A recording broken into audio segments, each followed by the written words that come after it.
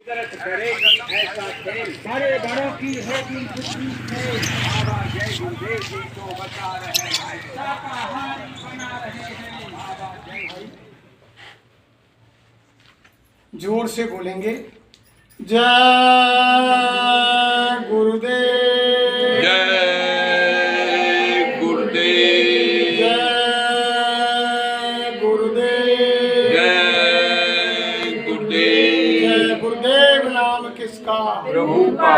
प्रभु का पावन प्यारा नाम। जय गुरुदेव। कलयुग का कल्याणकारी नाम। जय गुरुदेव। विश्व में सुख शांति कौन लाएंगे? जय गुरुदेव। आने वाली बीमारी और मुसीबतों से कौन बचाएंगे? जय गुरुदेव। जन जन में प्यार मोहब्बत कौन लाएंगे? जय गुरुदेव। जीते जी प्रभु दर्शन कौन कराएंगे? जय गुरुदेव। जीते जी राम कृष्ण से कौन मिलाएंगे? जय गुरुदेव। माँ बहनों की रक्षा कौन करेंगे? जय गुरुदेव। कलयुग में सतयुग कौन लाएंगे? जय गुरुदेव। ये नाम नहीं इंसान का, ये नाम है भगवान का। ये काम नहीं इंसान का, ये काम है भगवान का। प्रेम से बोलो, जय गुरुदेव। जय गुरुदेव। सर्व समर्थ सर्वव्यापक मंच पर विराजमान गुरु महाराज के चरण कमलों में कोटि कोटि बार नमन। दूर दराज से चल कर के आए धर्म प्रेमियों, गुरु भाई बहनों, सती सीता सावित्री की पावन भूमि पर पैदा होने वाली माता बहन देवियों, नौजवान साथियों, नन्हे मुन्ने बच्चे और बच्चियों, सभी को हाथ जोड़ के हमारा सादर जय बोलिए। जय। देखो प्रेमियों, जो आज ये मालिक का संदेश सुनने को मिल रहा है, ये ऐसे नहीं मिलता। और आप हम भी यानी ऐसे घर से चलकर नहीं आ गए। जब मालिक की आपके ऊपर और हमारे ऊपर जब दया होती है, तब हम घर से निकल करके ऐसे शुभ कार्य के लिए आते हैं। जब वो मालिक दया नहीं दे तो हमारी आपकी कोई औकात नहीं कि घर से निकल के हम ऐसे शुभ कार्य में उनकी। तभी तो महापुरुषों ने कहा कि सुत दारा लक्ष्मी पापी के घर होए, संत मिलन और हर कथा गोस्वामी दुर्लभ दूर। स्वामी पिछले पुण्य बिन हर चर्चा ना सुहाय, और कै सोबे कै लड़ मर और कै घर को पूर्जन के संस्कार होते हैं। यानी धन वैभव सोनो चांदी, यानी मकान जायदाद गाड़ी घोड़ा बंगला संतान, यानी सारा वैभव पापी से पापी के यहाँ मिल जाएगा। लेकिन संतों का दर्शन और मालिक की चर्चा किसी भाग्यशाली भाई बहन को मिलती है, ऐसे नहीं मिलती है। हमारे बहुत कई जन्मों के पूर्व जन्म के जब हमारे पुण्य इकट्ठे होते हैं, तब जाकर के मालिक की ऐसी चीज मिलती है, ऐसे नहीं मिल जाती कि सीधे मिल जाए। आपकी कॉलोनी में तो बहुत है, तो और क्यों नहीं चल के आए? जिनके भाग में वो उनके लिए।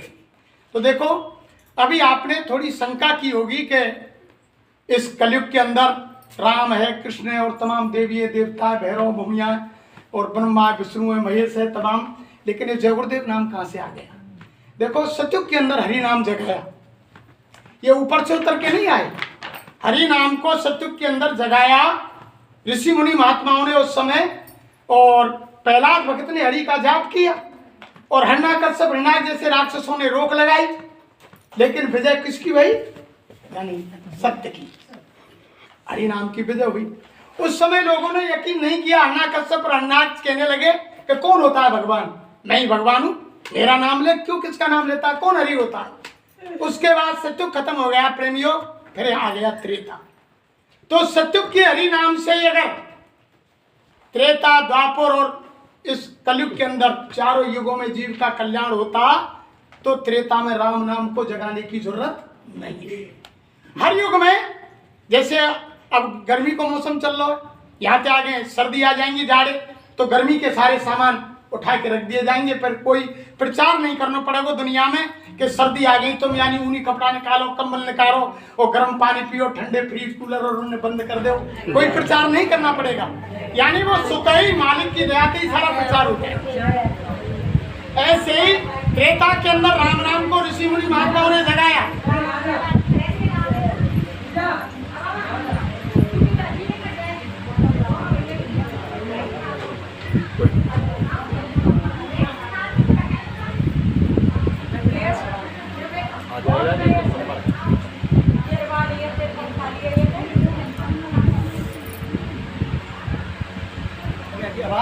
जाएगी जय गुरुदेव ऊपर जाएगी आपके पास लेकिन नीचे कुछ हुआ तो बोलो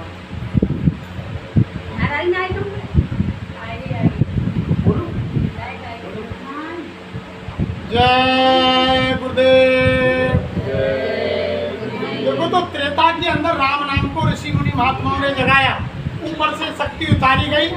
राम का नाम वहीं से रख के नहीं आया, विश्वामित्र और वशिष्ठ जी महाराज ने नामकरण संस्कार किया और जब उनको जगाया उस समय ऋषि मुनि महात्माओं ने बहुत लंबे समय तक त्रेता में प्रचार किया कि सुनो सुनो दुनिया वालों, ये राम का नाम यानी जीव का कल्याणकारी नाम है और इसी नाम से रक्षा होगी और जहाँ तुम मुसीबत संकट में याद करोगे तुम्हारी मदद होगी।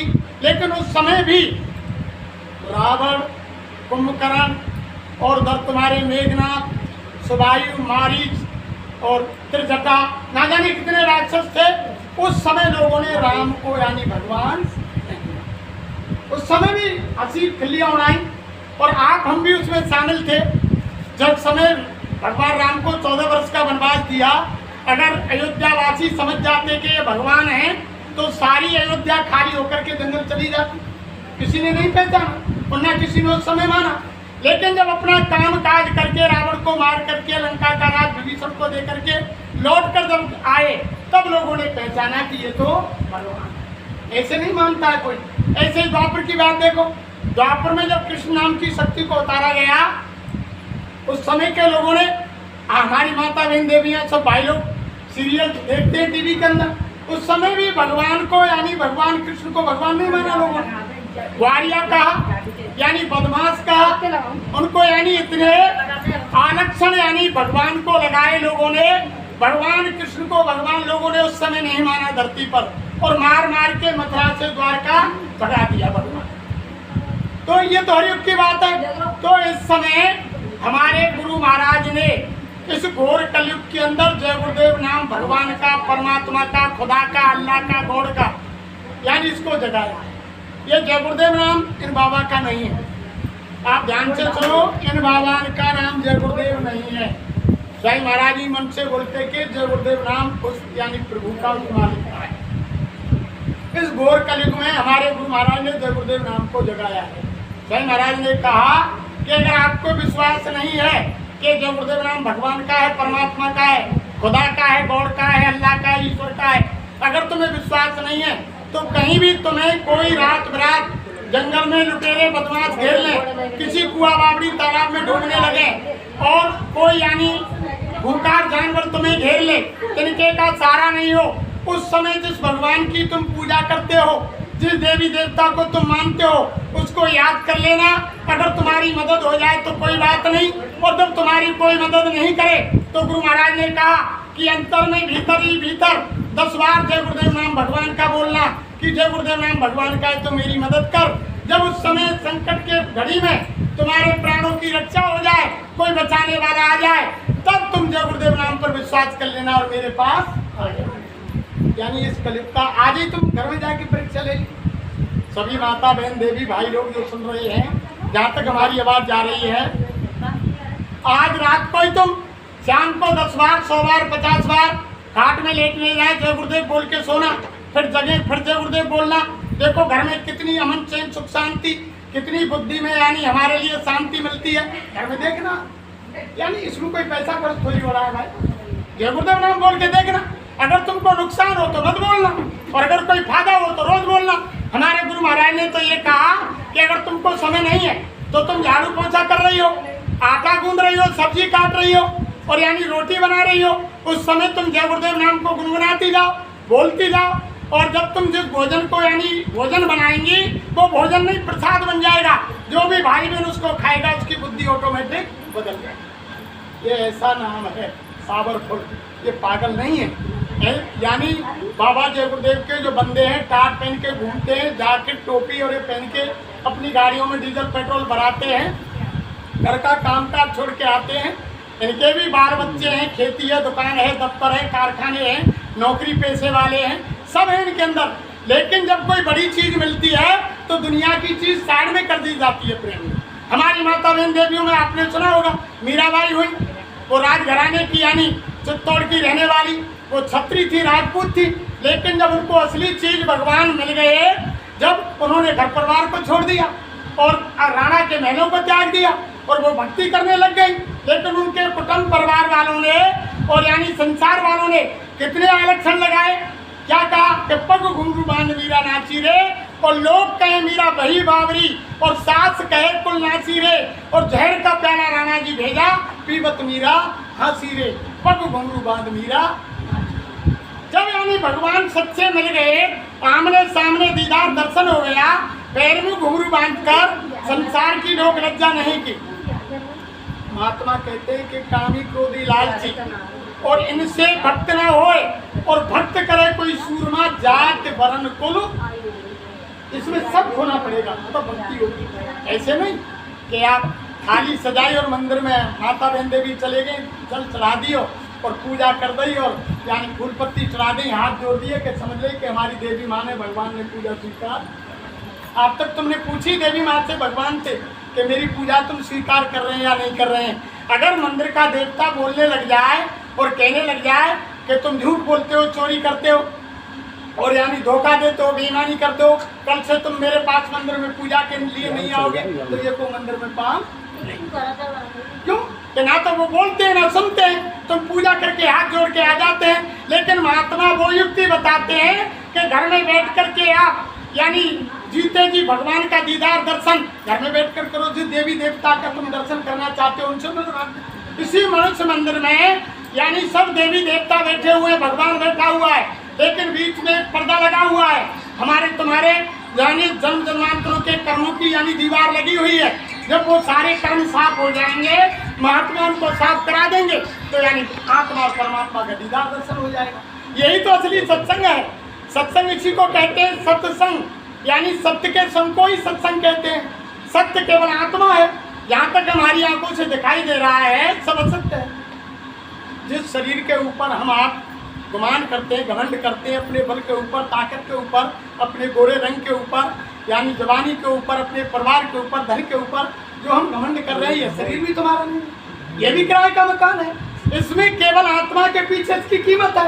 यानी 5 मिनट के अंदर तुम्हारे शरीर से आत्मा जीवात्मा बाहर कर दी जाए तो सब सारा परिवार, अड़ोसी पड़ोसी, नाते रिश्तेदार घृणा करने लग जाएंगे कि इनकी शक्ल ढक दो, इनका चेहरा नहीं देखा जा रहा है। अरे महात्मा कहते हैं ऐसी क्या चीज निकल गई, ऐसी क्या चीज निकल गई, वही रूप रंग है, वही चेहरा है, वही शरीर है, वही सारी चीज है। 5 मिनट पहले तुम प्यार कर रहे थे और 5 मिनट बाद घृणा करने लग गए। तो शरीर की कीमत भाई बहनों आत्मा के पीछे है। जब आत्मा निकल जाती है तो शरीर की कोई कीमत। और हम रात दिन किसके लिए कर रहे हैं? आत्मा कहते हैं किसके लिए कर रहे हैं? शरीर के लिए। अच्छे अच्छे कपड़े पहनते हैं किसके लिए? शरीर के लिए। कि चलो हम बात कर रहे हैं रात को सत्संग में अपना बढ़िया पहन चलो जाते सत्संग ही आएंगे सफेद दिन तो कितने भी वहाँ कटौती से चल के आए कपड़ा तो किसके लिए पहन रहे हैं? शरीर के लिए। और अच्छा अच्छा भोजन करते हैं किसके लिए? शरीर के लिए। ये हमारा शरीर बलिष्ठ और यानी तंदुरुस्त रहेगा। और मकान बनाते हैं किसके लिए? शरीर के लिए कि सर्दी गर्मी बरसात में हमारा शरीर इसमें चैन से रहेगा। एसी कूलर लगाते हैं किसके लिए? शरीर के लिए। गाड़ी खरीदते हैं किसके लिए? शरीर के लिए कि हम सफ़र करेंगे तो गर्मी सर्दी बरसात में ये शरीर आराम चैन से रहेगा। और बैंकों में धन जमा करते हैं किसके लिए? शरीर के लिए कि चलो बुढ़ापे में संतान हमारे लिए सेवा नहीं करेगी तो इस पैसे के लोभ से तो करेगी। और संतान पैदा करते हैं किसके लिए? कि यानी शरीर की सेवा के लिए कि बुढ़ापे में हमारी सेवा करेंगे। तो जो भी काम भाई बहनों आपने हमने किया किसके लिए किया? शरीर के। और शरीर ये किराए का मकान है। जिस दिन तुम्हारा वहाँ से चालान कट जाएगा वो परमानेंट नोटिस परमात्मा निकाल देगा और वो यम के दूर सिपाही चालान लेकर आ जाएंगे और कहेंगे कि रामलाल श्यामलाल ये मकान खाली करो। और अब तुम हाथ जोड़ेंगे कि तारा मेरा धन है इससे आधा ले लो, सारा धन ले लो, मुझको 5 मिनट दे दो। लेकिन क्या वो मान जाएंगे? क्या लिखा हुआ रामायण के अंदर? राई घटे न तिल बड़े रह रे जीव निशान। एक सांस भी उस समय भाई बहनों मिलने वाली नहीं। तो महात्मा कहते हैं जब वो आ जाएंगे मकान को खाली करा लेंगे, ये शरीर धड़ाम से जमीन पर गिर जाएगा और दुनिया का कोई साजो सामान तुम्हारे साथ नहीं जाएगा।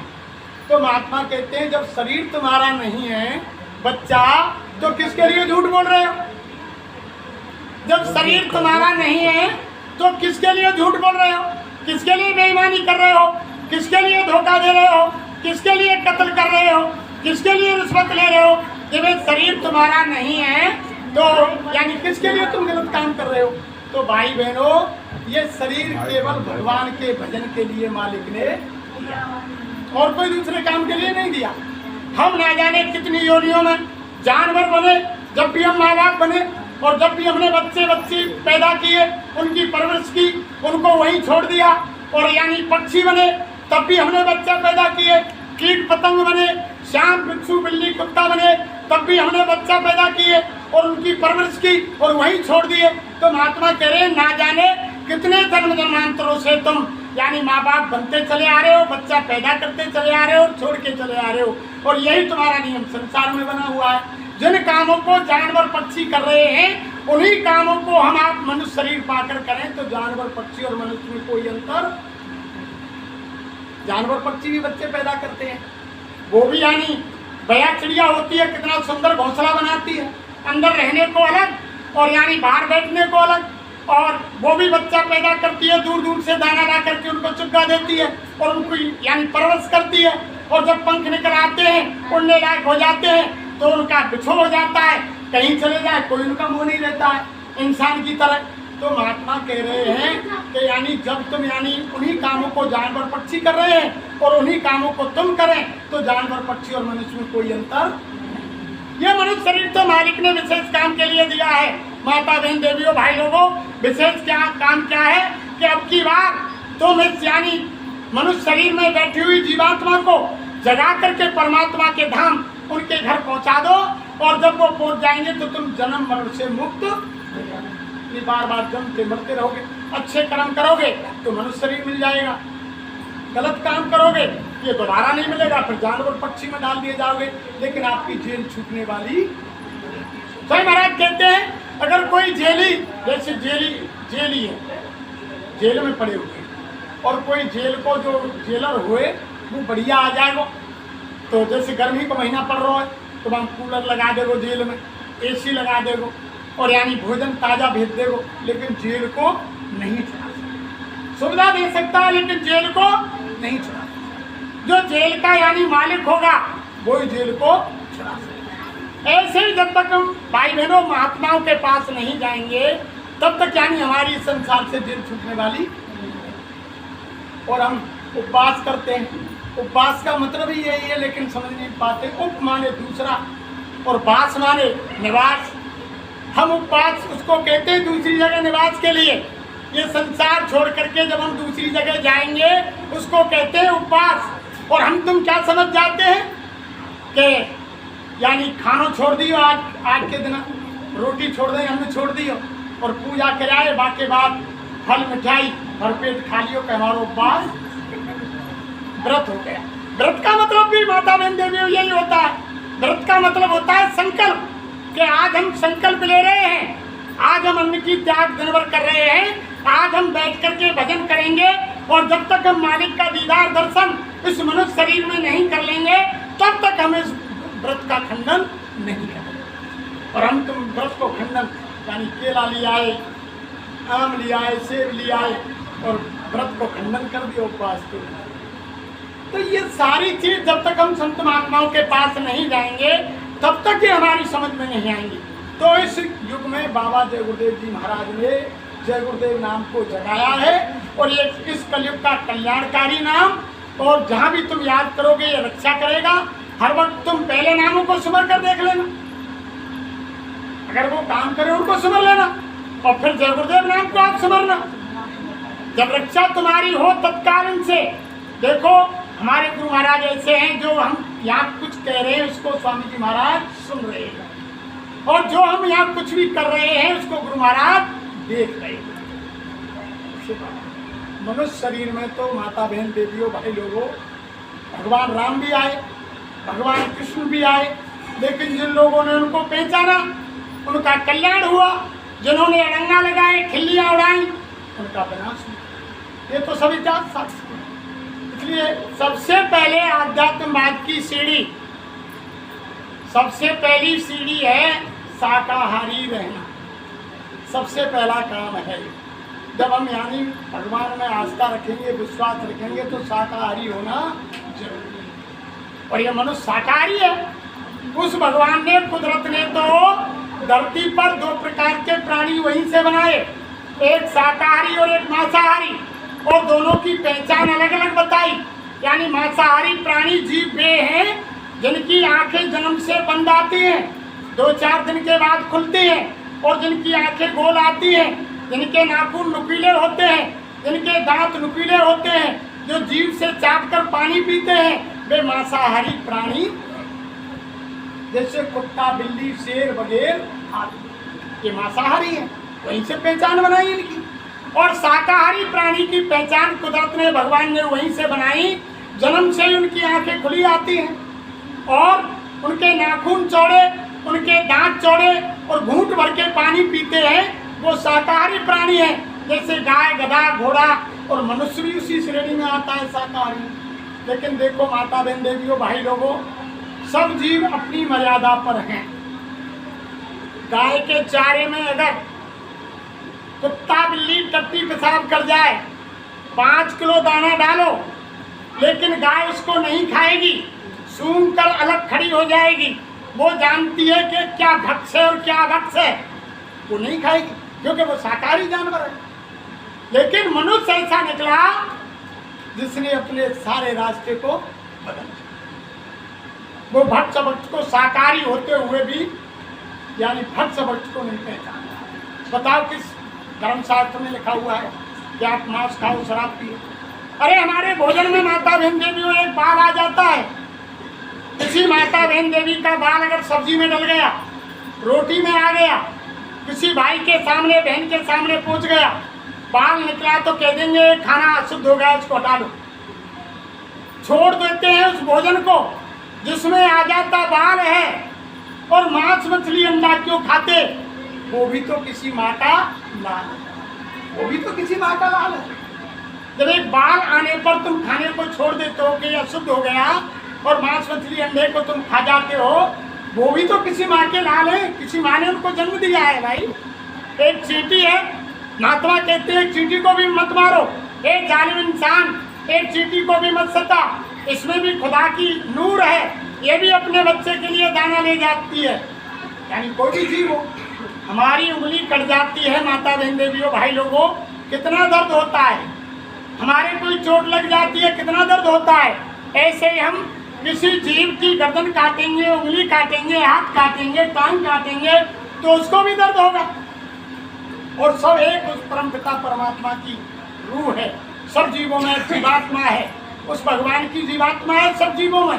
चींटी से लगाए हाथी तक अपने कर्मों के अनुसार अलग अलग योनियां उनको मिली हैं। जिन्होंने अच्छे कर्म किए मनुष्य शरीर मिल गया, जिन्होंने गलत कर्म किए सांप, बिल्ली, बिच्छू, सांप, घोड़ा और यानी जानवर, पक्षी बना दिए। वे कर्मों के अनुसार बना दिए, लेकिन आत्मा सभी के अंदर एक है।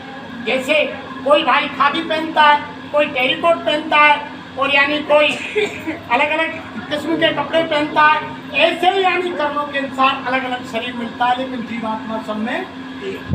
उसी परमात्मा की तो किसी जीव को मत सकता। महात्मा तो ये कहते हैं किसी जीव की हत्या मत करो। अगर तुम रामायण को मानते हो, देवी देवता को, भगवान को मानते हो, अगर राम को मानते हो तो राम शाकाहारी थे, भगवान कृष्ण को मानते हो तो भगवान कृष्ण शाकाहारी थे, हनुमान जी महाराज को मानते हो तो हनुमान जी महाराज शाकाहारी थे, किसी देवी देवता को मानते हो तो सबके सब शाकाहारी थे, ईसा, मोहम्मद और यानी बौद्ध महावीर को मानते हो तो वो भी शाकाहारी थे। कोई धर्म नहीं कहता कि तुम मांस खाओ और शराब, कोई धर्म नहीं कहता। पता कौन सा धर्म कहता है? अगर तुम हिंदू है तो रामायण कह रही है कि सुर सर जल कृत बारुण जाना और तौते संत करे नहीं माना। अगर गंगा जल में शराब बनाई जाए फिर भी मान लो पीने की क्या चला, उसको छूते तक नहीं। और यानी मुसलमान भाइयों की कुरान शरीफ कह रही है कि एक शराब का कतरा जिस जिस्म पर गिर जाए उस जिस्म को काट कर फेंक दिया जाए फिर भी उसकी गुनाह माफ नहीं। जिस्म कहते हैं शरीर को, शराब का कतरा कहते हैं बूंद को। एक बूंद अगर शराब शरीर पर गिर जाए, उस जगह को छुरी से काट कर फेंक दिया जाए फिर भी उसके कर्म माफ नहीं। हमारे गुरु महाराज कह रहे हैं कि शराब सबसे खराब, शराब सबसे खराब, शराब बुरी बीमारी है और घर में दुखिया नहीं। सबको यानी शराब ने परेशान कर रखा है। जब तक किसी इतिहास की बात देख लो माता बहन देवियों, जब तक कुंभकर्ण जगाया गया, राम रावण का युद्ध चल रहा था, तब तक कुंभकर्ण ने आते ही भाई रावण से पूछा कि भैया किस लिए मुझे याद किया कि तुम्हें 2 वनवासी तपसी जंगल में आए हैं, उनके संग में उनकी एक भार्या पत्नी थी, उसका हरण करके हम ले आए हैं, वो अशोक वाटिका में है और युद्ध छिड़ गया है, तुम जाओ और राम लक्ष्मण से उनसे जाकर युद्ध करो। तब कुंभकर्ण ने जगते यही कहा कि भैया ये तो तुमने बड़ा अनर्थ किया है, तुम दूसरे की पत्नी को चुरा कर, तुम्हारे पास पत्नी है, सब राजपाट सारा धनवान खजाना है, तुम दूसरे की औरत को क्यों चुरा करके लाए, तुम उनकी स्त्री वापस कर दो, फिर इसमें लड़ाई क्या बात है, कोई लड़ाई नहीं होगी। तो रावण ने कहा कि भैया कुंभकर्ण, मैंने तुमको उपदेश देने के लिए नहीं जगाया है, तुम युद्ध करो जा करके। जब अपने सिपाहियों से रावण ने कहा अरे इनकी बुद्धि शुद्ध है, इन्होंने 6 महीने की नींद से जगे हैं, ज्ञान की नींद से, तुम लाओ घड़े के घड़े मदरा। जब घड़े के घड़े शराब लाई गई और जब कुंभकर्ण को पिलाई गई, शराब मीट मांस मांगती है, तब उन्होंने कहा कि मुझे मांस लाओ, पैसा काटे गए। जब शराब से बुद्धि खराब हो गई, जब ऊपर से मांस खाया और बुद्धि खराब हो गई। जो यानी उपदेश दे रहे थे कुंभकर्ण कि मैं उनसे युद्ध नहीं करूंगा, तुम उनकी पत्नी लौटा दो, अब वही कुंभकर्ण कहने लगे कि बताओ भैया कहाँ है वो राम लक्ष्मण, मैं उनको अभी जा करके खत्म कर। जब तक शराब नहीं पिया तब तक बुद्धि शुद्ध थी। इसलिए स्वामी जी महाराज हमारे कह रहे हैं कि किसी की हिंसा मत करो, किसी की मुर्दा मिट्टी मत खाओ और कोई ऐसा बुद्धि नाशक नशा मत करो जिससे माँ बहन बहू बेटी की पहचान खत्म हो। शराब पीने के बाद याद ही नहीं रहती। बहुत से भाई तो इतनी पी लेते हैं कि नाली में पड़े रहते हैं, अपने मुंह को गाड़ देते हैं, कुत्ते पेशाब कर जाते हैं, धक्का खाते हैं और घर में ये पहचान नहीं रहती कि मेरी घरवाली है, माँ है, बहन है, कौन है। यानी तो बाबा कह रहे हैं कि ऐसा बुद्धि नाशक नशा मत करो जिससे माँ बहन बहू बेटी की पहचान खत्म हो जाए। किसी की मुर्दा मिट्टी मत खाओ। अरे भाई मछली काट दी, वो जीवात्मा निकल गई, मुर्दा हो गई। बकरा काट दिया, जीवात्मा निकल गई, मुर्दा हो गया। गधा काट दिया, सुअर काट दिया, घोड़ा काट दिया, वो यानी आत्मा निकल गई, मुर्दा हो गया। अरे महात्मा कहते हैं तुम्हारे बीच में तुम्हारे बुजुर्ग 100 साल से, 80 साल से, 50 साल से, 60 साल से रह रहे हैं और उनकी आत्मा निकल गई, तो तुम 10 मिनट, 1 घंटा, 2 घंटा घर में नहीं रख सकते। जल्दी करो, ले जा करके शमशान भूमि में हिंदू भाई लकड़ी कंडा रख करके धू करके जला देते हैं, मुसलमान भाई जमीन में गड्ढा खोद के दफना देते हैं। कोई घर में रखता है। तो आज क्या हो गया, घर के मुर्दे को तो शमशान भूमि ले जा रहे हैं और बाजार के मुर्दे को करा रहे हैं रसोई। बाजार के मुर्दे को तो रसोई में लाकर रख रहे हैं और घर के मुर्दे को शमशान भूमि यानी कब्रिस्तान ले जा रहे हैं। ये कहाँ का नियम है भाई? मछली काट दी तो वो भी तो मुर्दा है, बकरा काट दिया वो भी तो मुर्दा है। इसीलिए धर्म प्रेमियों, हमारे गुरु महाराज बता रहे हैं पहली सारी मेल मर्यादा खत्म हो गई, कोई चीज़ ही ना रही सारी। इसलिए विनाश की तैयारी हो रही है। धरती पर इतना भयंकर विनाश होने जा रहा है माता बहन देवियों भाई लोग, इतना विनाश होगा। हमारे गुरु महाराज कह रहे हैं कि कहीं जय गुरुदेव पुकार, जमाना बदलेगा, प्रजा बहुत मरेगी जग में और लाशें पड़ी सड़ेंगी घर घर में, उठाने वाले मिलेंगे ना यार, जमाना बदलेगा। ऐसा समय आ रहा है। तुमने देखा नहीं 2019 में कोरोना नाम की छोटी सी बीमारी आई और पूरे भारत ने विश्व को हिला दिया और उस समय का सारा प्यार मोहब्बत खत्म। अगर बहू बेटा को बीमारी लग गई तो मम्मी पापा से कह रहे हैं कि मम्मी पापा जान बचाओ हमारी। मम्मी पापा क्या कह रहे हैं? अरे बहू बेटा दूर रहो, तुमको तो बीमारी लग गई, तुम तो मरी रहे हो, हमारे परिवार में क्यों बीमारी फैला रहे हो, दूर रहो, डॉक्टर आएगा वो इलाज करेगा। अगर माँ बाप को बीमारी लग गई तो बहू बेटा कह रहे हैं कि मम्मी पापा दूर रहो, डॉक्टर इलाज करेगा। अरे ऐसा समय आ गया प्रेमियों कि हमारा ही मकान है, हमारी गली है, आप छत पर नहीं घूम सकते, यानी रास्ते में नहीं घूम सकते, हमारा ही पैसा बैंकों में है, निकाल कर नहीं ला सकते, पैसा जेब में है, बाजार से सामान नहीं खरीद सकते, स्कूल बंद और यानी बस बंद, ट्रेन बंद, बाजार बंद, यानी सारे। कितना समय आपने देखा नहीं, क्या हालत होगी। ये तो एक जैसे फिल्म आती है ना कोई आप फिल्म देखते होंगे शायद, जब फिल्म आती है तो पहले फिल्म का ट्रेलर दिखाया जाता है कि पीछे ऐसी फिल्म आने वाली है। तो ये तो बीमारियों का एक ट्रेलर था, ये तो ट्रेलर था। हमारे गुरु महाराज कह रहे हैं ये तो ट्रेलर बताया है कि ऐसा समय आएगा बच्चा, अब भी शाकाहारी हो जाओ, बच जाओगे।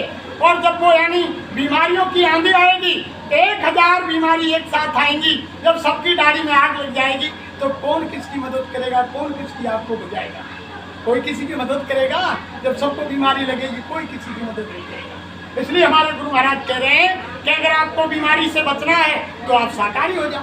बाबा जी तो बचा रहे हैं और शाकाहारी बना रहे हैं। शाकाहारी हो जाओगे तो बीमारी से बच जाओगे। और हाथ जोड़कर बने हमारी और हो जाओ सब शाकाहारी। और बाबा जय गुरुदेव जी की अर्जी है और आगे आपकी मर्जी, वो आपकी मर्जी है। ये तो हम संदेश सुनाने के लिए इनका आदेश है हमारे गुरु महाराज का। बच्चा जहाँ भी तुम जाओ, नगर, झोंपड़ी, कस्बा, शहर, झुग्गी, हर जगह जाकर के मेरा संदेश सुना दो।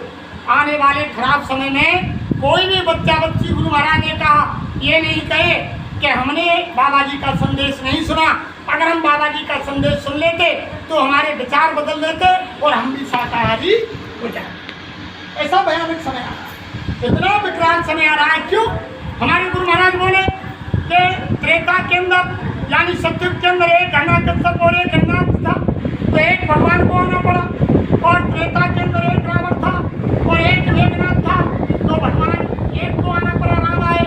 और यानी द्वापर के अंदर एक कंस और एक दुर्योधन था, जब भगवान कृष्ण को धरती पर आना पड़ा, यानी राम रावण का युद्ध मैदान में हुआ और यानी महाभारत मैदान में हुआ। अब गुरु महाराज क्या कह रहे हैं प्रेमियों? गुरु महाराज कह रहे हैं कि अब घर घर में रावण कंस की प्रवृत्ति हो गई। अब तो घर घर में रावण कंस हो गए। जब तो एक रावण था एक कंस था, अब तो घर घर में रावण कंस हो गए।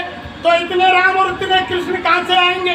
तो बाबा जय गुरुदेव क्या कह रहे हैं कि अब का जो महाभारत होगा, अब का जो राम रावण का युद्ध होगा, वो किसी मैदान में नहीं होगा, वो कहाँ होगा? आंगन आंगन में होगा और घर घर में होगा। तभी बाबा जी कह रहे हैं कि उन्हीं के कर्मों की तलवार और उन्हीं को यानी उनके प्राण उनके घर में ही हरण।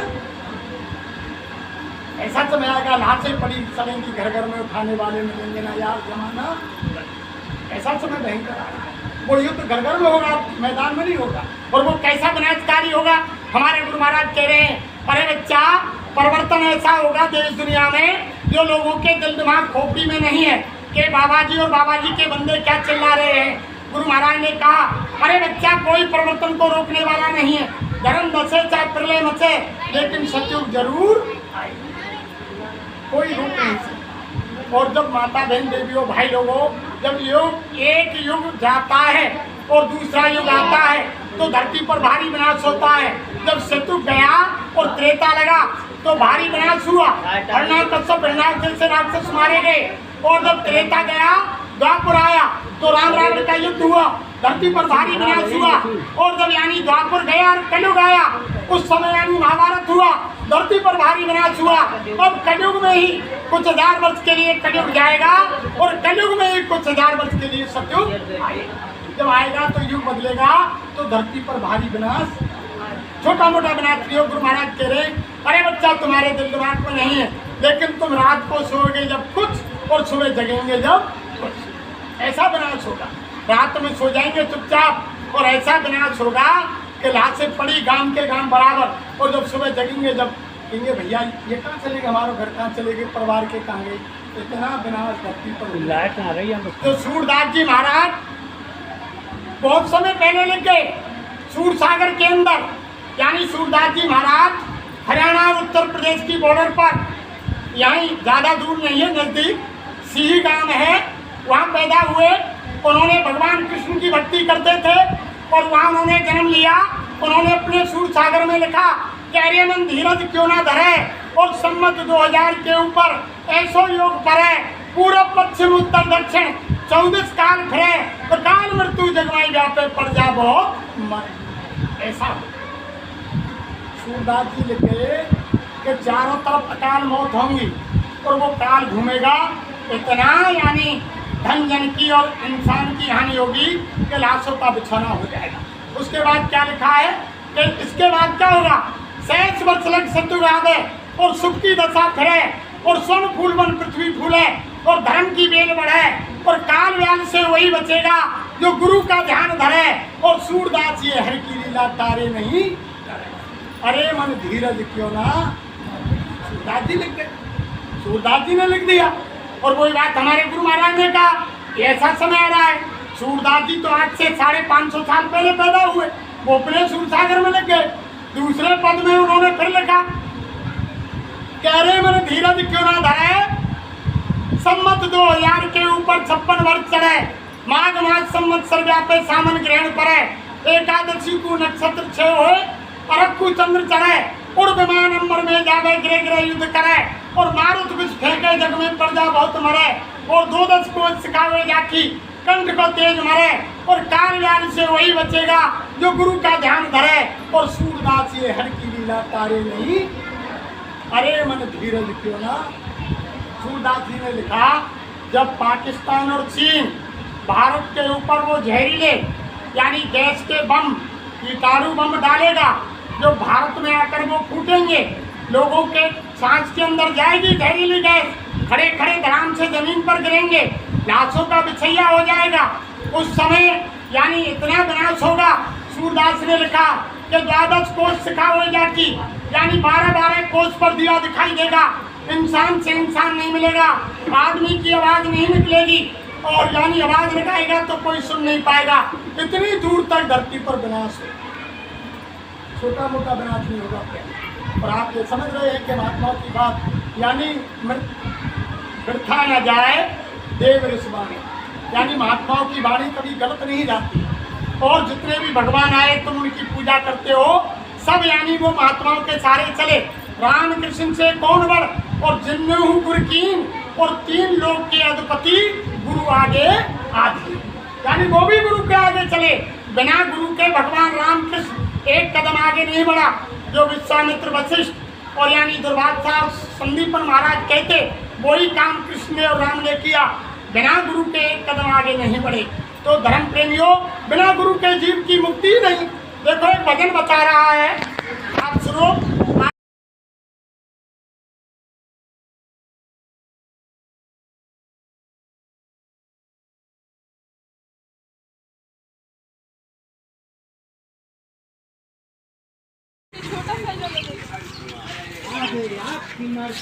पक्षी पालने के लिए पेड़ पास में इधर ये तोते जो अपने आंगन की शोभा बढ़ाएंगे।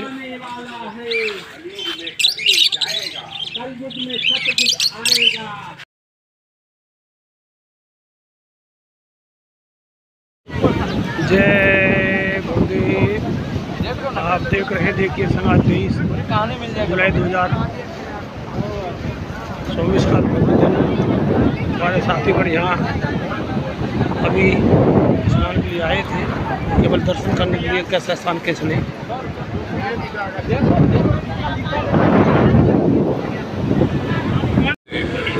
कैसे मिलेंगे भगवान, तो है गुरु के बिना। कैसे मिलेंगे भगवान, तो है गुरु के बिना। कैसे मिलेंगे सतनाम, तो है सदा गुरु के बिना। कैसे मिलेंगे सतनाम, तो है गुरु के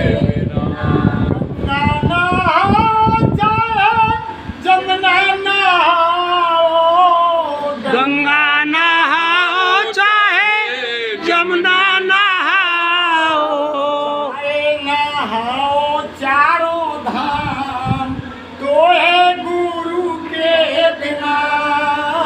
चारों नहाओ चारों धाम, तो है गुरु के बिना। कैसे मिलेंगे भगवान, तो है गुरु के बिना। कैसे मिलेंगे भगवान, तो है गुरु के बिना। मंदिर में जाओ चाहे मस्जिद में जाओ, मंदिर में जाओ चाहे मस्जिद में जाओ, चाहे जाओ चारों धाम, तो है गुरु के बिना। चाहे जाओ चारों धाम, तो है गुरु के बिना। कैसे मिलेंगे भगवान, तो है गुरु के बिना। कैसे मिलेंगे भगवान, तो है गुरु के बिना। पढ़ो चाहे पढ़ो रामायण, गीता पढ़ो चाहे पढ़ो रामायण, पढ़े लो वेद पुराण, तो है गुरु के बिना। चाहे पढ़ लो वेद पुराण, तो है गुरु के बिना। कैसे मिलेंगे भगवान, तो है गुरु के बिना। कैसे मिलेंगे भगवान, तो है गुरु के बिना। जटा रखा चाहे मुंडन कराओ, जटा रखाओ चाहे मुंडन कराओ, चाहे फराओ अपने काम, तो है गुरु के बिना। चाहे फराओ अपने काम, तो है गुरु के बिना। कैसे मिलेंगे भगवान, तो है गुरु के बिना। कैसे मिलेंगे, बाहर जाओ निकल यहाँ देखो बाहर तो पैर लगे। मैं कुछ में वापस आ रहा हूँ तुरंत ही।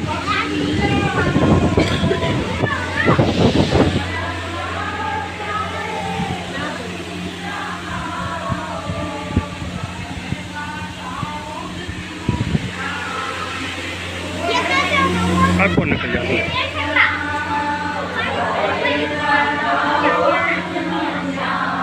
बैठ जाओ आराम से।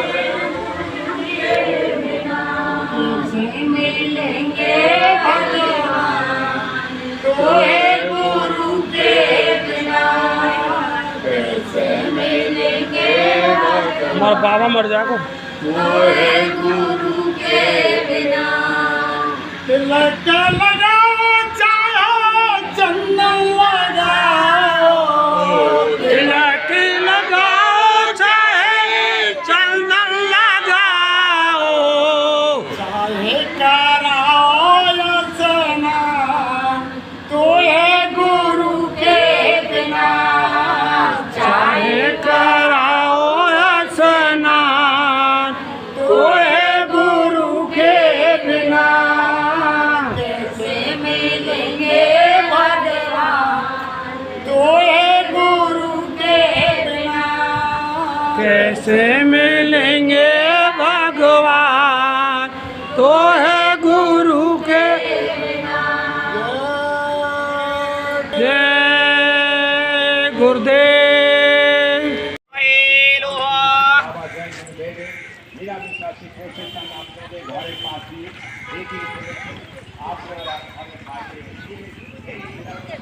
जल के अंदर जिसको हम बतख कहते हैं, जल क्रीड़ा करते हुए हम आप देख रहे हैं।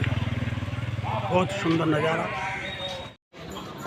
कोन्नर नगर स्टेशन से राजस्थान की संगत हावड़ा स्टेशन की ओर जाने के लिए तैयार। सामने से गाड़ी जा रही है।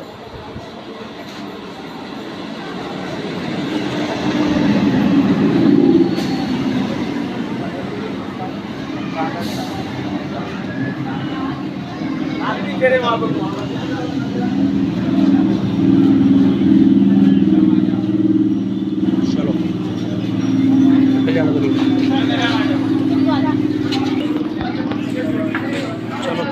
चलो देखा एक बार देखा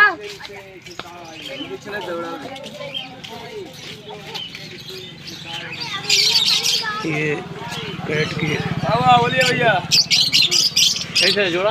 वो सब है 900 रुपया जोड़ा, 700 रुपया जोड़ा, 800 रुपया जोड़ा, जैसा माल लीजिएगा वैसा दाम। ये रास्ता बताने वाले यानी गुरु किसी पेड़ पौधे का, इंसान का, दाढ़ी बाल का, वेशभूषा का, लाल पीले धोरे कपड़े का नाम गुरु नहीं। गुरु किसी भी पोल पर आ सकते हैं, किसी जाति धर्म में आ सकते हैं। देखो रैदास जी महाराज जाति के जाटव थे, तुलाराम वैश्य थे, गोसाई महाराज ब्राह्मण थे, इधर मोहम्मद साहब मुसलमान थे, और इधर तुम्हारे धन्ना भगत जाट थे, इधर चरणदास सावन सिंह महाराज यानी सिख धर्म से थे। यानी गुरुओं की कोई जाति नहीं होती। किसी भी कोल सुपथ महाराज जाति के हरिजन थे। जब तक पांडवों की यज्ञ में नहीं आए तब तक वो यज्ञ सफल होने का घंटा नहीं बजा। जो उस कहानी को कहते हैं कि ना बाबा आवे ना घंटा। जब तक सुपथ महाराज भोजन कर ले द्रौपदी के भवन में नहीं आए तब तक वो घंटा नहीं बजा। उसी समय की वो कहानी है। तो जब तक यानी सच्चे महात्मा वो फकीर नहीं मिलेंगे तब तक यानी आत्मा का कल्याण नहीं होगा, जीव की मुक्ति नहीं होगी, भगवान नहीं मिलेंगे। जब उनकी तलाश करेंगे, और आपने यानी कहीं वैसे ही तलाश कर लिया जो रामायण में लिखा कि गुरु अंध बधिर कर चेला, और एक नहीं सुने एक नहीं देखा, अंधो गुरु और भैरव चेला, और दो नरक में भेलम। अगर तुमने किसी झूठ मूठ के गुरु को बना लिया, पहले समय में तो गुरु की तलाश के लिए जंगल जंगल पहाड़ पर्वतों में जाना पड़ता था, और जाकर के आश्रमों में उनके यहाँ महात्माओं के यहाँ धोती लंगोटी धोते, लंगड़ बनाते, बर्तन साफ करते, जंगल से लकड़ी लाते। फिर भी महात्मा कह देते अरे बच्चा बच्ची तुम उस चीज़ के लायक नहीं हो, तुम्हें नामदान नहीं मिलेगा, गुरु दीक्षा नहीं मिलेगी, गुरु मंत्र नहीं मिलेगा, भगवान से मिलने का रास्ता नहीं मिलेगा, अभी तुम घर चले जाओ। नहीं मिलता था।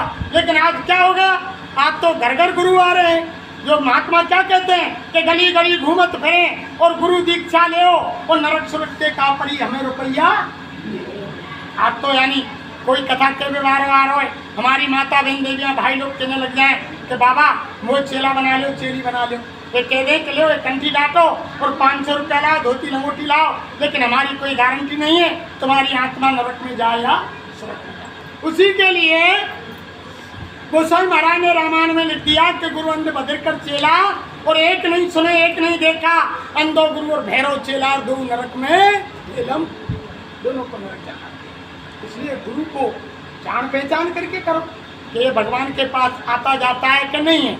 जैसे हम अभी तुम्हारी कॉलोनी में आए, अगर हमें ये कॉलोनी का रास्ता मालूम नहीं है, किसी भाई से पूछेंगे वो कॉलोनी का रहने वाला है तो वो बता देगा कि बेरी वालों का मकान कौन सा है, और जिसने कॉलोनी देखी नहीं तो वो रास्ता कैसे बता देगा कि उनका मकान हुआ है।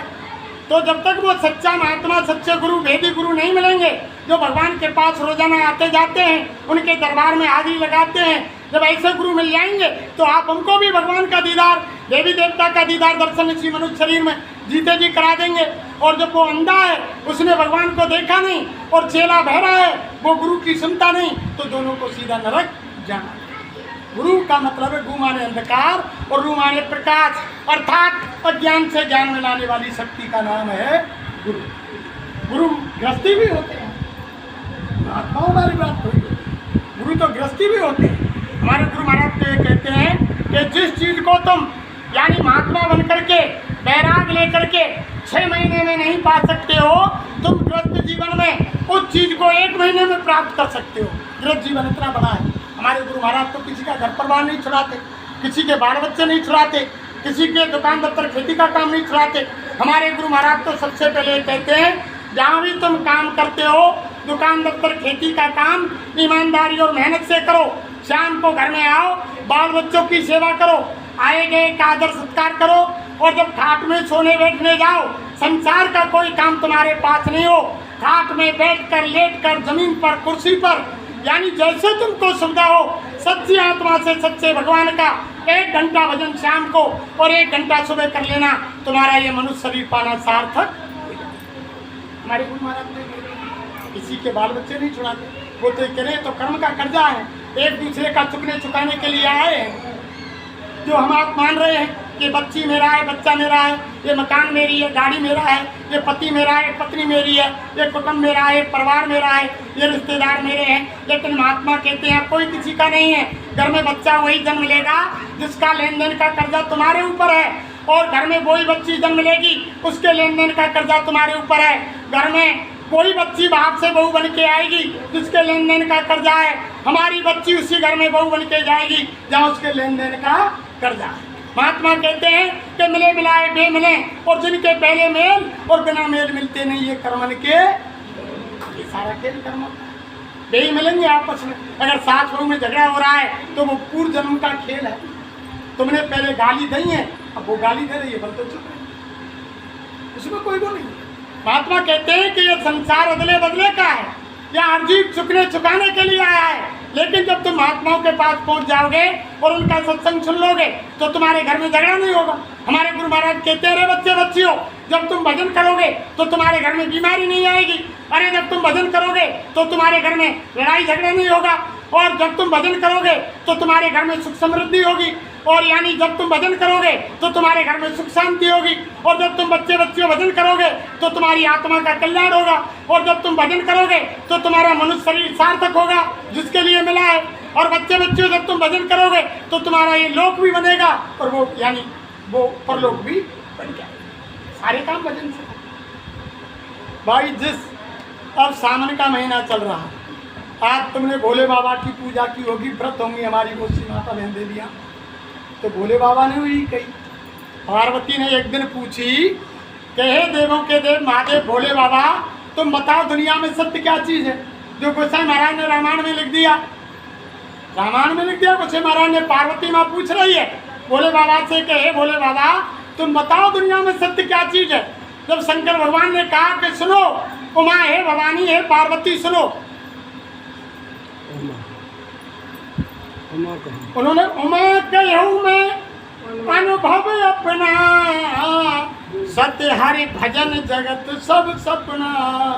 यही शंकर भगवान ने कहा, हे उमा, हे पार्वती, मैं मेरा निजी अनुभव कहता हूँ, संसार में केवल सत्य है तो सत्य भगवान का और हम तुम भगवान है। हाथ जोड़ के और पानी डाल के और फूल पत्ती चढ़ा के और मिठाई चढ़ा के बेलावो चाहे के हमारी पूजा है। लेकिन भोले बाबा वही कह रहे हो कि भजन। अरे भाई देखो, मोटी बात संसार के अंदर कि तुम्हारे सामने भोजन परोस दिया जाए, थाली रख दी जाए, और तुम सुबह से शाम तक चिल्लाते रहे कि रोटी रोटी रोटी रोटी रोटी रोटी, तो बताओ भूख बुझ जाएगी? भूख खत्म हो जाएगी क्या? भूख खत्म कब होगी? जब तोड़ कर ग्रास देंगे, चबा चबा कर खाएंगे, जब पेट के अंदर जाएगा तभी तो भूख यानी क्षुधा शांत हो। तो हम कर्म नहीं करेंगे, यानी भजन नहीं करेंगे, बैठ के मालिक को याद नहीं करेंगे, उसकी प्रार्थना नहीं करेंगे, उसका ध्यान नहीं करेंगे, तो बताओ वो कैसे खुश होगा? हाथ जोड़े तो खुश थोड़ी है, नहीं होगा। ये सारी चीज जब तक देखो, हम जब तक मंदिर में बैठ कर के, पहले हमारे बुजुर्ग, पहले हमारी माता बहन देवियाँ मंदिर में जाती थी, भगवान की मूर्ति के सामने, महात्माओं के सामने बैठ कर के उनके प्रवचन सत्संग सुनते, या मूर्ति के सामने बैठकर अपनी साड़ी नीचे करके, या हमारे भाई लोग अंगोछा डाल करके और यानी मालिक का ध्यान लगा करके वहाँ 10-20 मिनट यानी भगवान का भजन करते थे, तब लौट कर आते थे। आज तो किसी के पास समय नहीं, समय ही नहीं है भजन करने के लिए। अगर मंदिर के आगे होकर मोटरसाइकिल लेकर निकल रहे हैं, मंदिर के गेट के सामने मोटरसाइकिल स्लो की, हॉर्न बजा दियो, समझ ले कि भगवान ने मेरी पूजा। 4 पहिया की गाड़ी में जा रहे हैं, मंदिर को गेट आगो, गाड़ी स्लो करी, हॉर्न बजा दियो, समझ ले कि मेरी पूजा। कोई माता बहन देवी चारों लेवे जा रही है या कहीं बाहर जा रही है, मंदिर को गेट आगो तो मंदिर के दरवाजे पे खड़े होकर दूर से हाथ जोड़ दिए, समझ ले कि भगवान ने मेरी पूजा। और महात्मा क्या कहते हैं, हमारे गुरु महाराज कह रहे बच्चे बच्चे, तुम समझ रहे हो कि हम भगवान को धोखा दे दे, संसार को धोखा दे दे। गुरु महाराज कह रहे हैं कि अरे बच्चे बच्चियों, ना तुम संसार को धोखा दे सकते, ना तुम भगवान को धोखा दे सकते, तुम खुद अपने आप को धोखा दे, खुद को धोखा दे रहे। जब ये मनुष्य शरीर निकल जाएगा, जब सांसों की पूंजी खत्म हो जाएगी और तुम इन सांसों को कोयले की तरह और इनको यानी जला जला करके खाक कर रहे हैं, इनको निकाल रहे हैं। लेकिन महात्माओं ने तो ये कहा कि सांस सांस पर नाम ले और वृथा सांस मत खोए, और ना जाने या सांस को आमन होए ना होए। काल बड़े ईमान पे और बिना आई ना ले, और जो कोई आ जाए जेल में घर तक जानना। वो शरीर के साथ माता बहन देवियों प्रेमियों, वो मालिक शरीर के साथ तुम्हारी लिखाई पढ़ाई मान पद होगा, तुम्हारी ताकत जवानी रंग रूप, तुम्हारा सारा शरीर के साथ इसी जमीन पर रखवा लिया। खाली हाथ आए हो और खाली हाथ, अरे जो भी तूने कमाया है उसे दूसरा ही खाएगा, और खाली हाथ आए हो खाली हाथ। जो कुछ कर रहे हो, अरे अपने लिए कोई काम कर लो, भजन कर लो समय निकाल के, दान पुण्य अपने हाथ से कर लो। रात दिन आप कहते हो कि कर ले सो काम और भजले सो, वही काम आएगा, बाकी काम आने वाला नहीं है। एक सुई की नोक की बराबर चीज आपके और हमारे साथ जाने वाली नहीं है। सारी चीज तुम्हारी, तुम चाहे कोई यानी प्रधानमंत्री हो, राष्ट्रपति हो, MP MLA हो, मिनिस्टर हो, कोई भी हो, सारा मान पद होदा इस शरीर के साथ इसी जमीन पर रखवा लिया जाएगा।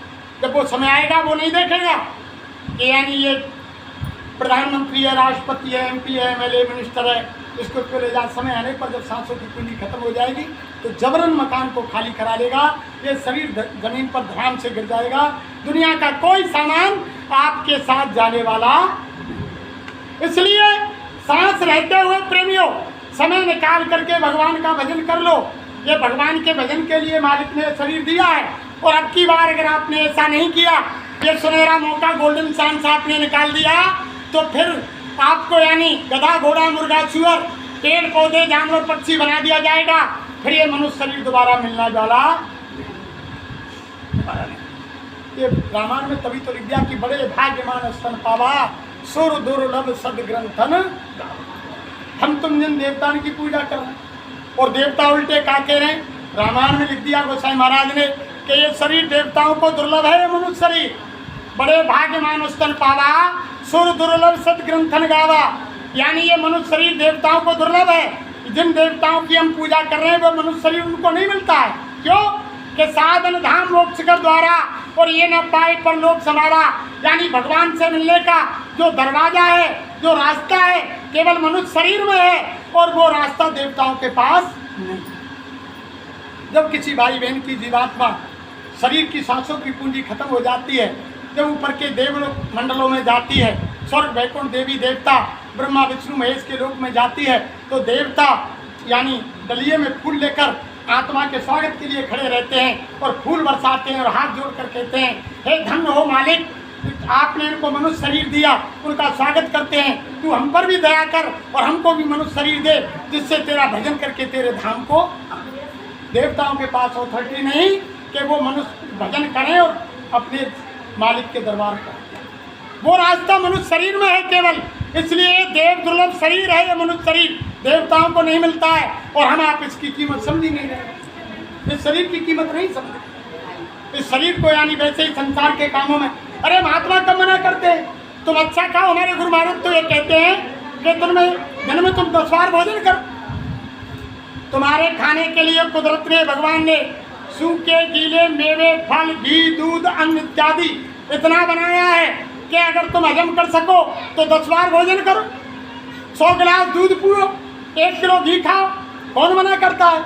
अच्छे कपड़े पहनो, अच्छे मकान में रहो, कौन मना करता है। लेकिन किसी की मुर्दा मिट्टी मत खाओ और कोई ऐसा बुद्धि नाशक नशा मत करो जिससे माँ बहन बहू बेटी की पहचान खत्म हो जाए। तुम इंसान हो, जानवर भी जानता है क्या खाने की चीज़ है क्या खाने की नहीं है, और तुम इंसान होकर के और ये नहीं पहचान रहे हैं कि कौन चीज़ खाने की और कौन चीज़ नहीं खाने की। इसलिए महात्माओं की बात मान लो। अगर तुमने ये चीज़ नहीं मानी तो कुदरत का कैमरा, भाई लोगों माता बहन देवियों, कुदरत का कैमरा जन्म से ही संग लग करके आता है। हमारे गुरु महाराज ने बताया वो कुदरत का कैमरा ऐसा है, कोई लोहे लक्कड़ स्टील का नहीं है जो खराब हो जाए। और 2 दूध कंधों पर बैठकर जन्म से ही आते हैं, लेकिन 5 साल तक कैमरे का बटन बंद रहता है और दोनों दूध चुप कंधों पर बैठे रहते हैं। लेकिन 5 साल के एक दिन ऊपर निकलते ही वो कुदरत माँ कैमरे के बटन को ऑन कर देती है, दोनों दूध किताब लेकर के लिखाई शुरू कर देते हैं। फिर क्या होता है कि मत बुरे कर्म कर बंदे नहीं तो पछताएगा और भगवान की नजर से तू कभी ना बच। वो भगवान तुम पहाड़ में, पर्वत में, यानी अंधेरे में, उजाले में, रात में, दिन में, गुफा में, शीश महल में, जमीन में, जहाँ भी तुम अच्छा बुरा कर्म करोगे, तुम्हारे सिर पर वो ऑटोमेटिक कैमरा और दोनों दूत लिखने वाले बैठे हैं। एक अच्छा लिख रहा है, एक बुरा लिख रहा है, कैमरा चल रहा है, तुम्हारी पिक्चर, वो रील सीडी बन रही है, वो पेंडुलम तैयार हो रहा है। जब तुम्हारी सांसों की पूंजी खत्म हो जाएगी, जब धर्मराज के दरबार में तुम्हारी आत्मा पेश की जाएगी, दोनों दूत किताब डाल देंगे, अरे कि देखो धर्मराज जी इन्होंने ये अच्छा किया है, बुरा किया। जब अच्छे कर्म को तो तुम हाँ करोगे, जब क्या करेंगे, हाँ ये तो धर्मराज जी मैंने किया, यानी पुण्य किया, अच्छा कर्म किया, हाँ ये तो मैंने किया।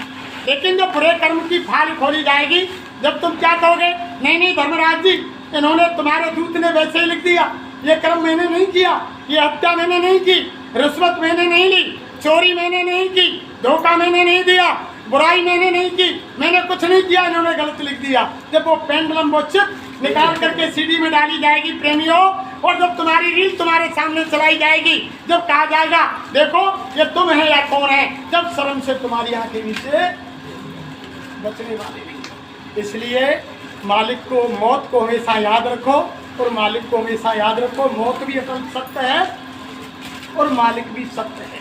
वो मौत एक दिन सबको आनी है, कोई नहीं रहने वाला है। अगर यहाँ रहते, ये संसार हमारा होता, हमारे गुरु महाराज ने तो जब आए साईं महाराज मंच पर आते यही कहा कि हम आए हुए देश से जहाँ तुम्हारो धाम और तुमको घर पहुँचाओ एक हमारो। गुरु महाराज ने रे बच्चे बच्चे हम उस तुम्हारे सच्चे देश से आए हैं जहाँ तुम्हारा असली घर है, और तुम्हें लेने के लिए, तुम्हें पहुँचाने के लिए आए, और हमारा कोई दूसरा काम नहीं, ये तो लेने के लिए। और बाबा जी ने कहा अरे बच्चा मैंने इतनी बड़ी जय गुरुदेव नाम की घाट इस संसार में लगाई है, सारे संसार की जीवात्माएं बैठ जाएंगी, फिर भी उसमें सीट स्थान खाली। छोटा मोटा जहाज बाबा जी ने ये जय गुरुदेव नाम का बहुत बड़ा जहाज लगाया है गुरु महाराज ने। आज तक किसी संत ने इस तरह वो नाम की दौलत को नाम दान नहीं लुटाया जैसे हमारे गुरु महाराज ने लुटाया, मन से ही लुटाया। पहले महात्माओं का इतिहास देखो, सत्संग के बाद एक पांडाल बनता था, उसमें नाम दान देते थे, एक बार सेवादार बैठा रहता, कुछ शर्तें लिखी रहती कि आज के बाद तुम यानी शाकाहारी भोजन करोगे, शराब नहीं पियोगे, रिश्वत नहीं लोगे, बेईमानी नहीं करोगे, धोखा नहीं दोगे, बहुत सारी शर्त उसमें लिखती, तब नाम दान के लिए अंदर बाड़े में जाते थे। लेकिन हमारे गुरु महाराज इतना फुल पावर लेकर आए, मन से ही लाखों करोड़ों की भीड़ में, और बाबा जी ने नाम की दौलत को लुटाया कि लूट सके तो लूट ले बंदे, शोर मचाऊं गली गली, और जय गुरुदेव नाम के हीरे मोती में बिखराऊं गली। जिस जिसने लूटे मोती वे तो माला माल हुए, जो माया के बने पुजारी आखिर में कंगाल हुए। रुपए पैसे वालों को ये समझाऊं गली गली, और लूट सके तो लूट ले बंदे, शोर मचाऊं। ये बाबा जी शोर मचा करके कह रहे बच्चा ले जाओ, इनाम की दौलत ले जाओ, 3 लोग की संपदा को रख दें, संसार की नहीं, तीनों लोगों की सारी संपदा रख दी जाए, फिर भी ये नाम की दौलत मिलने वाली नहीं। तो रामायण में लिखा है कि कोट कोट मन यतन कराई और अंत नाम कहीं आवत। ये दौलत ऐसे नहीं मिलती है, लेकिन ये तो पूरा पावर लेकर के आए गुरु महाराज। इन्होंने कहा कि ले लो, ऐसा अवसर नहीं आएगा, ले लो, लेकिन लोगों ने नहीं माना। अरे भाई बहनों, अब भी चेत जाओ, अब भी समय है, अब भी आप अपना काम बना लो। लेकिन ये बाबा जी के बंदे 60 साल गुरु महाराज ने सन मामन से 2012 तक हाथ जोड़कर ही कहा कि हाथ जोड़कर बने हमारी और हो जाओ सब शाकाहारी। और उसके बाद 2012 से आज 2024 यानी 12 साल हो गए, उनके बच्चे भी हाथ जोड़कर कह रहे हैं कि हाथ जोड़कर बने हमारी, हो जाओ सब शाकाहारी। अगर आपने इनकी बात को नहीं माना तो वो तारीख निश्चित है, शाकाहारी होने की तिथि निश्चित है। उससे पहले तक तुम शाकाहारी हो गए तो आने वाले खराब समय में रक्षा हो जाएगी। और जब वो तारीख निकल गई, उसके बाद न्याय के तख्त पर जज बैठ गया तुम्हारी फाइल को लेकर, तो तुम कितना भी हाथ जोड़ना, गिड़गिड़ाना, विनती करना, प्रार्थना करना, उस समय तो तुम्हारी फाइल के अनुसार तुमको फैसला सुनाया जाएगा, फिर कर्मों की माफी नहीं। वो समय है, इसलिए अभी समय है प्रेमियों। अब भी आप यानी अपना विचार बदल दो, रास्ता बदल दो। जब रास्ता बदल देंगे तो काम बन जाएगा। बड़े बड़े देखो आप वाल्मीकि जी को मानते हो, जिन्होंने रामायण लिखी, माता बहन लिखी। भाई लोगों, वाल्मीकि जी ने रामायण लिखी, उनका पहले नाम रत्नाकर था। रत्नाकर नाम के बहुत बड़े डकैत थे। जो रत्नाकर क्या करता, चौराहे पर बैठ जाता, चौराहे पर रात को अंधेरे में बैठ जाता, कोई भी इंसान निकलता उसकी लूट खसोट करता और बिना मारे नहीं लेता। प्रेमियों, एक दिन अचानक क्या हुआ, पूरे महात्मा उसी रास्ते से निकल रहे थे और रत्नाकर चौराहे पर बैठ गए। रत्नाकर जब चौराहे पर बैठ गए तो महात्मा जी को पकड़ लिया और रत्नाकर से महात्मा कहने लगे, अब भैया ये सामान मेरे पास है जो ले लो। तब रत्नाकर ने कहा कि देखो महात्मा जी, हम बिना खून निकाले मारपीट किए हम किसी से सामान नहीं लेते, पहले हम तुम्हारी मारपीट करेंगे तब हम सामान छीनेंगे। तब महात्मा जी ने रत्नाकर से कहा, अरे बच्चा देखो, पहले तुम्हारे घर वालों को तुमने कभी पूछा है कि जो तुम अच्छा बुरा ये कर्म कर रहे हो इसमें तुम्हारा परिवार शामिल है या नहीं है, तुमने कभी पूछा? तो रत्नाकर को एकदम होश आया। रत्नाकर महात्मा से कहने लगे कि महात्मा जी,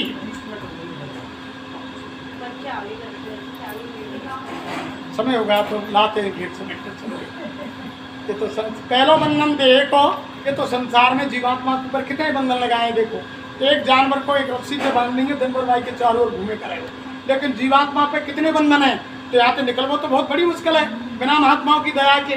तो पहलो बंधन देखो, ये शरीर का है। पहला बंधन देखो और दूजो त्रिया जान, और तीजो बंधन पुत्र को, चौथो नाती मान, और नाती की पुण्नाती वह ताको कौन ठिकान, हाथ हवेली महल द्वारे कहाँ तक करूँ बखान, चौलर पचलर सतलर रस्सी बांध लियो जीव जहान, और मरे गौण पिंड ना छूटे, जीते जी तुम सुनो ना, जीते जी तुम सुनते नहीं। यानी इतनी रस्सियों से जीव को यानी काल भगवान ने बांध दिया कि वो हाथ से निकलने वाला नहीं। सारे बंधन, इसलिए देखो धर्म प्रेमियों, अब भी समय है, भजन के लिए समय निकाल लो, भजन आप कर लो, आपका बचाव हो जाएगा। हमारे गुरु महाराज यही चाहते हैं, समय बहुत भयानक आ रहा है और वो सबको बचाना चाहते हैं। उनकी नज़रों में सब बच्चे बच्चियाँ हैं, यानी कोई भी हो, महात्माओं की नज़र में सब संसार में जितने जीवात्मा हैं सब उनके बच्चे हैं। और ना इनको कोई लोभ लालच, ना इन्हें कोई प्रधानमंत्री बनना, राष्ट्रपति बनना, ना कोई हम आपसे पैसा मांगने आए, ना नोट मांगने आए, ना वोट मांगने आए, ना हमारी कोई भैंस चोरी गई जो पूछा में चलो भरपुर में कॉलोनी वाले ने कि हमारी भैंस देखिएगा। हम तो बाबा जी का संदेश सुनाने के लिए आपके बीच में आए। आप भाई बहनों ने बड़े प्यार से संदेश सुना, फिर कभी समय मिलेगा तो हम फिर आपके बीच में आएंगे, मालिक की मौज होगी। लेकिन आज से देखो 2 मिनट कीर्तन करो मालिक का, और फिर उसके बाद यानी कार्यक्रम समापन आरती। जय गुरुदेव, जय गुरुदेव, जय गुरुदेव, जय गुरुदेव, बोलो भैया यारी के पार लगी नैया।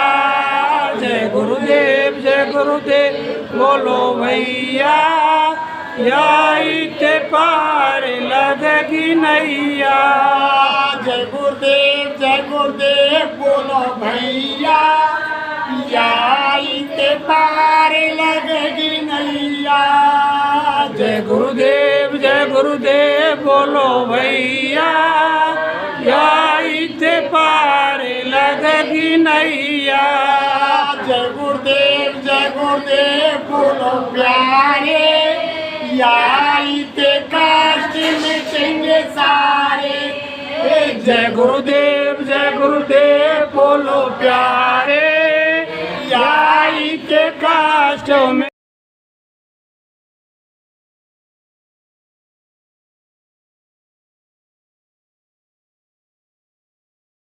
कष्ट मिटेंगे सारे। जय गुरुदेव, जय गुरुदेव, बोलो प्यारे याई के कष्टों मिटेंगे सारे। मालिक के नाम को एक बार जोर से बोलें, जिससे यमराज की छाती में जाकर धक्का लगे कि आज भरतपुर की कॉलोनी में और मालिक की चर्चा हो रही है। जय गुरुदेव, जय गुरुदेव। अगर हमसे कहने सुनने में कोई अपशब्द निकला हो और किसी भाई बहन के हृदय में ठेस पहुंची हो तो आप ज्ञानी के बच्चे हैं, क्योंकि ना है ना हम कोई ज्ञानी है ना विज्ञानी है, ना हम कोई विद्वान है ना हम कोई वक्ता है। हम तो आप जैसे जिम्मेदार के बच्चे हैं और इनके पार्टी दूत हैं, इनके न्यायी हैं। जो इनका संदेश है उसको रखकर हमारी कोई बात नहीं, गुरु महाराज की सारी बात, इनका सारी बात। और आज रात को ही जाकर आपसे प्रार्थना है, आप शाम को खाट में लेट कर बैठ कर 100 बार 50 बार 20 बार जय गुरुदेव बोल के सुना और जय गुरुदेव बोल के जगना पोछा झाड़ू और यानी रसोई में काम करे जय गुरुदेव बोल के ना। देखो घर के अंदर कितनी अमन चैन कितनी सुख शांति आ गई। अरे परीक्षा लेके देख लो, इसमें क्या बात है? तुम्हारा बड़ा हो तो लड़ते रहना, कोई नुकसान हो तो मत लेना, इसमें क्या बात है? कोई बुराई की बात थोड़ी है। जय गुरुदेव। अब आप सब खड़े हो जाए। जय गुरुदेव बोलो प्यारे, याइते कष्ट मिटेंगे सारे। मालिक के नाम को एक बार जोर से बोलें, इससे यमराज की छाती में जाकर धक्का लगे कि आज भरतपुर की कॉलोनी में और मालिक की चर्चा हो रही है। जय गुरुदेव। जय गुरुदेव। अगर हमसे कहने सुनने में कोई अपशब्द निकला हो और किसी भाई बहन के हृदय में ठेस पहुंची हो तो आप ज्ञानी के बच्चे हैं, क्योंकि ना है ना हम कोई ज्ञानी है ना विज्ञानी है, ना हम कोई विद्वान है ना हम कोई वक्ता है। हम तो आप जैसे जिम्मेदार के बच्चे हैं और इनके पार्टी दूत हैं, इनके न्यायी हैं। जो इनका संदेश है उसको रखकर हमारी कोई बात नहीं, गुरु महाराज की सारी बात, इनका सारी बात। और आज रात को ही जाकर आपसे प्रार्थना है, आप शाम को खाट में लेट कर बैठ कर 100 बार 50 बार 20 बार जय गुरुदेव बोल के सुना और जय गुरुदेव बोल के जगना पोछा झाड़ू और यानी रसोई में काम करे जय गुरुदेव बोल के ना। देखो घर के अंदर कितनी अमन चैन कितनी सुख शांति आ गई। अरे परीक्षा लेके देख लो, इसमें क्या बात है? तुम्हारा बड़ा हो तो लड़ते रहना, कोई नुकसान हो तो मत लेना, इसमें क्या बात है? कोई बुराई की बात थोड़ी है। जय